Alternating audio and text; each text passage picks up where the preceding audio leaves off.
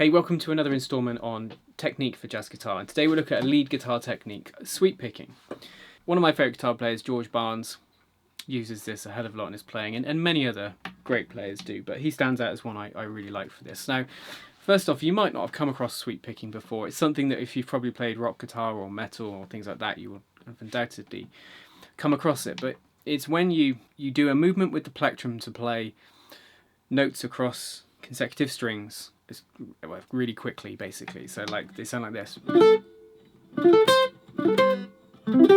So like that. You can sweep up, you can sweep down. And what I'll show you today is the technique and some shapes which I think are good for getting started with this. Say if I was playing something like minor swing, I could start with a sweep. 1, 2, 3.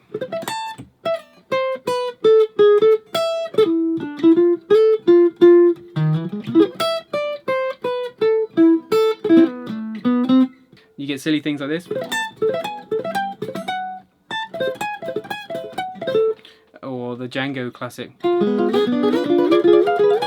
Which is a nice thing to have, you know, in your arsenal of techniques to bring an element of interest to points in your solo, points of difference, I think. And here's a look at the fretting hand to see how it works there too. So if we took a shape like this, 5, 5, 5 on G, B, E, C, E, A, what you don't want to do is do the sweeping and go. You don't really get the effect. You just get the sound of a tread played quickly. What you want to do, roll the finger. Look, I got it slightly upright, playing on the pad still though. Collapse it into the B string, come off the G, raise it up off the B string onto the E. Same when I come back, look. Got it angled like that. Then bring it down, then bring it down like that. It's down. Up. If I was doing another shape with, say, 14, 13, 12, A, C, E on the top 3 strings,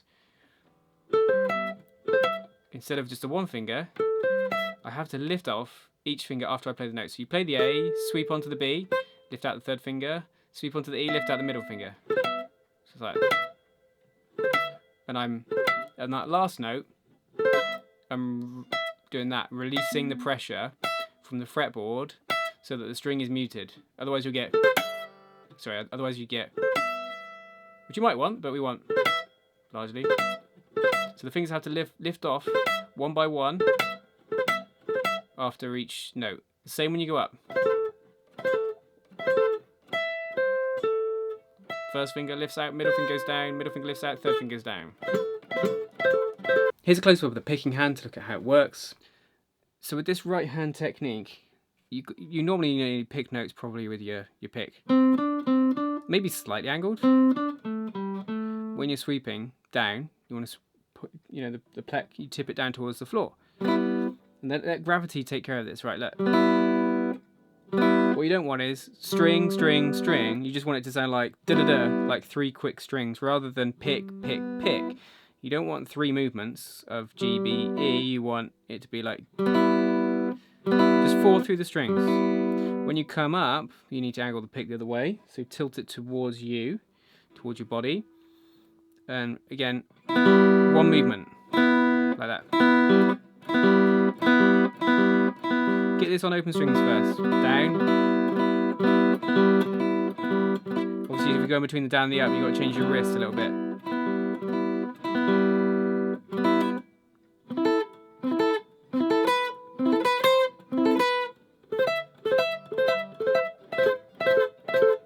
Hopefully you can see there, but let's look at some examples with some shapes you can practice this with. So we've looked closer at how the technique works.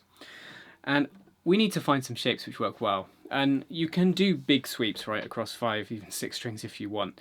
But I think it's easier to start with a more manageable number, like 3 works well. And the best thing for me is triads. So if we took A minor, an A minor swing would be great for work. I'm going to go at this over actually, by the way. This triad here, C, E, A, fret 5 on the G, B, E. We could use that. Then we could use the D minor shape here, E, A, C, as you see on my diagram. And then the one at the top here, A, C, E. So let's try the first one. So as I said a minute ago, what you've got to do, angle the plectrum down, like we did in the close-up, and just let the plectrum fall in one movement. It's not It's not 3 strokes, it's 1 downward movement. Kind of let gravity take care of it when you're doing that. The left hand is doing the roll, and you can see. If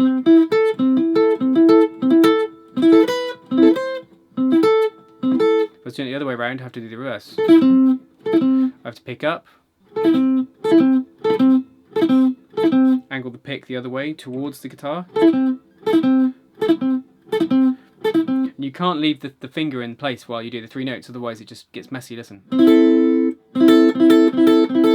It works in some instances, you might want it, but you want 3, da-da-da. Either way. It's like a rake when you do the up. And then the D minor shape. So the case of with this one, because it's not 1 finger, it's a bit harder. You got to lift the fingers off as you go. You lift them out after you played the note. So it's a question of synchronizing the 2 hands so that this does its 1 move through, and this lifts out in time. Because we don't want. Let's just get a chord. Third shape, A, C, E. This one's good because it's a bit of an easier shape than that one, I think. So again, lift them out as you go. You see, if I do it slow, it's hard to do it slow. It's hard to do it fast as well when you first start doing this, I know. If I was going down, as if I was going down, it's the same deal but the other way around. You've got to take the finger out after you play the note. Get used to it up and down basically. So that would be the A minor ones I'd get used to, you know. And then it can springboard you into an idea, like I might go. I was using the top one, middle one, and it just sets you off nicely. I think it's an interesting start to a phrase. Move those shapes in one to D, G, B. So we have A, C, E, C, E, A, E, A, C, and we have up and down.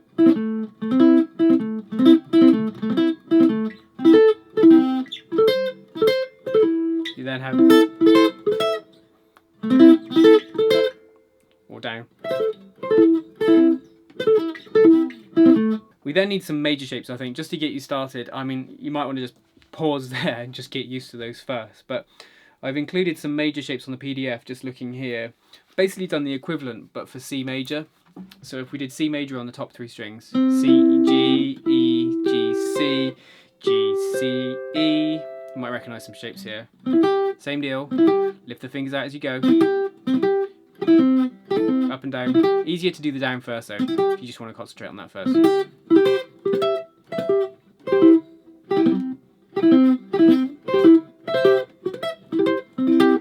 Move it in 1 string. C, E, G, E, G, C, then G, C, E, there.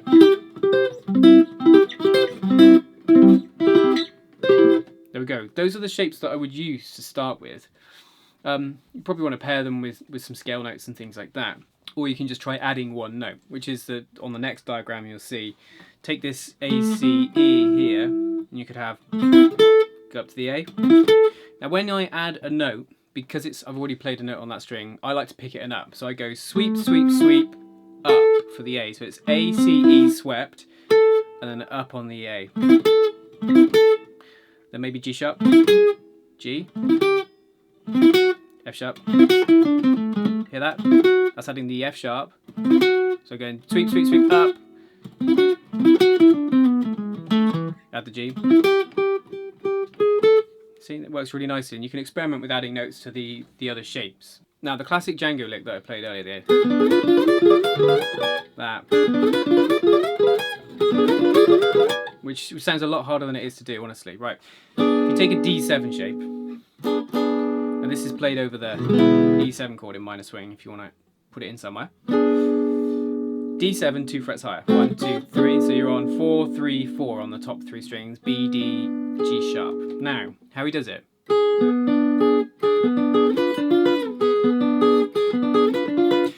You start on the E string with an up. Then you sweep 3 down. So it's up on the high E, then sweep G, B, E.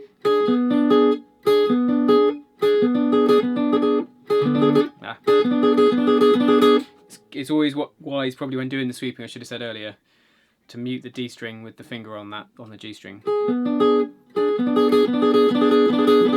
You get this. Up, down, down, down with the sweep. Now what he does, moves it up in minor thirds. Up, so up to 7, 6, 7. Then up to 10, 9, 10. Then up to 13, 12, 13. And you could go, was it 16, 15, 16? Then.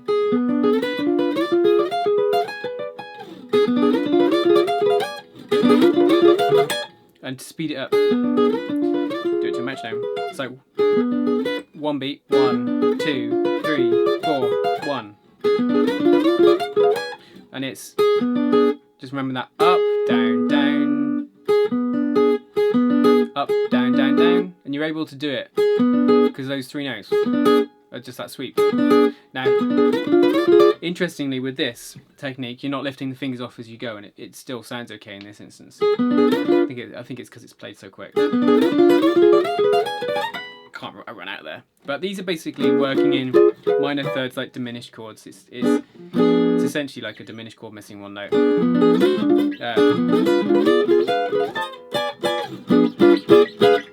But really cool. That works over an E7. You can move the D7 shape around for other chords.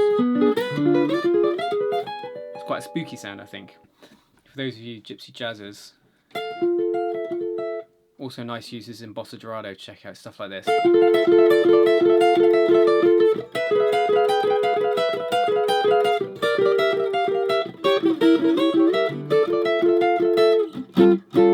That type of idea, which, you know, you really have to get the basics down first, obviously. So if you've got any questions or any comments, let me know. This is a technique which might feel like it's not going to come.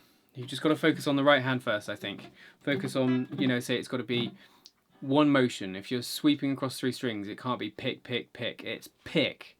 And it's the angle of the pick. It's then obviously the lifting off of the fingers to kind of coordinate the two together. So don't beat yourself up if it doesn't come quickly. It's a technique I've known for a long time. You know, occasionally still cock it up, but it's a technique I've known for a long time. Occasionally it goes wrong for me. It's a very fun technique, though, and as I said, point of difference in your solos that's good to have in your arsenal of your soloing techniques. Anyway, if you've got any questions, comments, leave them below. Jazz guitar lessons every Wednesday, every Saturday. Until next time, take care.